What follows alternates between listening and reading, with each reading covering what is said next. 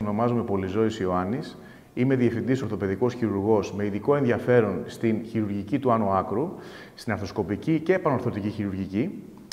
Επιστρέφω στην Ελλάδα μετά από 25ετή επαγγελματική καριέρα στην Μεγάλη Βρετανία και μετά από δεκαετή θέση μόνιμη διευθυντή, δηλαδή θέση consultant, στο δημόσιο και στον ιδιωτικό τομέα του Σάρι και του Λονδίνου.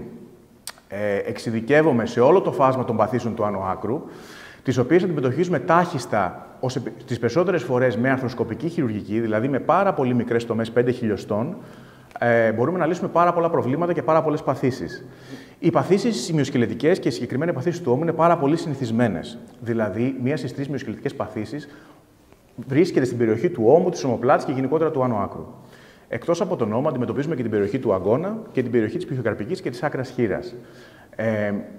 Είμαι διευθυντής της μονάδας του άνω άκρου εδώ στο Διαβαλκανικό Κέντρο και έχω την τιμή να προείσταμαι στην μονάδα αυτή, στην οποία διευθυντής και καθηγητής είναι ο Ελευθέριος Τσιρίδης.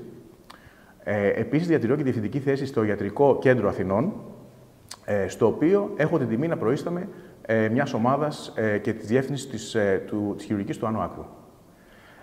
Οι παθήσεις του ώμου είναι πάρα πολύ συνηθισμένες. Ξεκινούν από το σύνδρομο της πρόσκρουσης, για παράδειγμα, της ασβεστοποιούς στενοτίτιδας, του παγωμένου ώμου, της ρήξης των στροφέων του ώμου, όπως επίσης και της αρθρίτιδας του ώμου.